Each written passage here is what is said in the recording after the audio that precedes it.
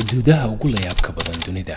jasiiradaha Diomede u dhexeeya Ruushka iyo Mareykanka. Labadan jasiiradood waxay ku yaalaan Bering Strait ama marinka Bering. Waa marin u dhexeeya badweynta Pacific iyo Arctic, waxayna isku jiraan kaliya 3800 mitir, laakiin waxay ku wareegaan xuduudda Ruushka iyo Mareykanka, waxaana dhacda xariijinta wareegga taariikhda caalamiga, taasoo ah in isla maalin gudaheeda ay ku kala duwan yihiin ayaanta. Halka sabti ay ka tahay qaybta Mareykanka, waa ka Axad qaybta Ruushka. Barle Hortag iyo Barle Nassau, kuwani waa laba degmo kuwaas oo isjara, xuduudooduna waxay kala qaybisaa guryaha, wadooyinka, xitaa makhaayadaha, taasoo ah mid ka mid ah kuwa ugu layaabka badan xuduudaha caalamka. waxyaalaha layaab kale waxaa ka mid ah in haddii aad dhowr tallaabo ka socotid gurigaaga aad gaari kartid waddanka kale. booliiska ka shaqeeya labada degmo waa inay ku hadli karaan labada luuqadood ee dadkaasi ku hadlaan si guudna uga howlgalaan. meeshani waxay hoy u tahay dad badan oo haysta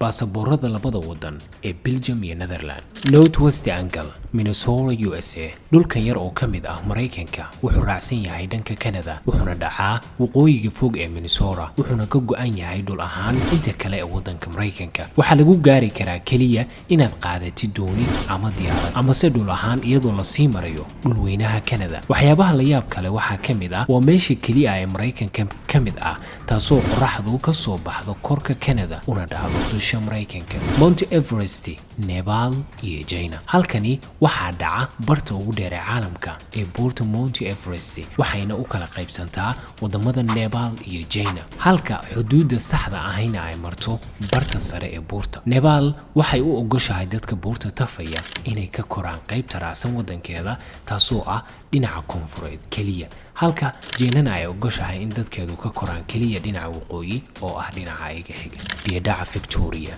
xuduudani waxay dhex qaadaa bartanka biyadaca Victoria, waana mid ka mid ah kuwa ugu waaweyn biyadacyada caalamka. bridge-ka isku xira Zambia iyo Zimbabwe ayaa ku siinaya eegmo xiiso leh oo biyadacaas ah. Beerdaweyl, Masar iyo Suudaan. tani waa qayb yar oo dhul ah taasoo u dhaxaysa Suudaan iyo Masar, iyadoo ay jirto in midkoodna uusan sheegan. Beerdaweyl ayaa ka dhalatay kadib markii muran xuduudeed u dhexeeya Masar iyo Suudaan 1899 labada waddan ayaa isku waafaqay xuduudda u dhaxaysa, laakiin 1902 maamulka Ingiriiska ee gumaysanayay Suudaan ayaa si kaligiis ah dib ugu qeexay xuduuddii isagoo ka tagay Beerdaweyl. waa dhul saxaro ah oo aan cidna deganayn, haddii aad danaynayso waa sheegan kartaa adiguba.